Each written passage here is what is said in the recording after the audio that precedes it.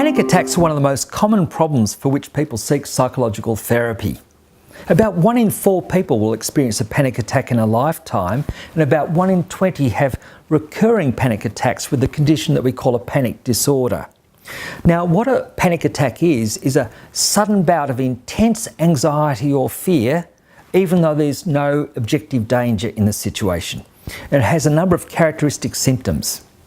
It tends to involve heart palpitations, feeling hot and sweaty, maybe being dizzy and lightheaded, and feelings of losing control over your mind or your body.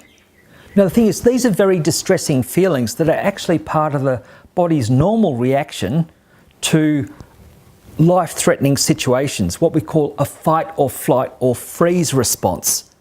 But if these reactions come out of the blue and don't seem to fit, what's happening at the time, it can be intensely distressing, really having that feeling of losing control. Now, the thing about panic attacks is it's not the panic attack itself that is the biggest problem, it's the panic about the panic.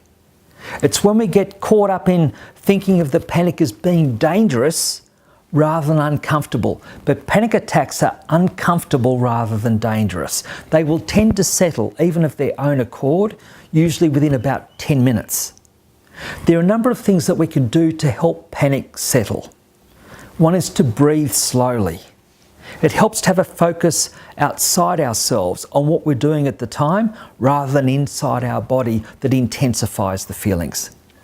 It really helps to develop a coping self-statement or mantra to get through the panic, such as "I'll be okay," or "let it be," "it will pass," "breathe."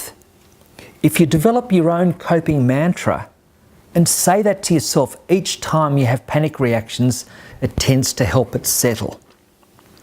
So again, the key thing is to develop a coping rather than a mastery approach. A coping approach is telling yourself, I feel bad, or I might feel that distress, but I will get through it, I'll be okay. A mastery approach is, I shouldn't be getting these feelings, I should be on top of this. So develop a coping approach. Allow yourself to feel uncomfortable. Allow some of the panic feelings to be there, but notice as they gradually settle and pass.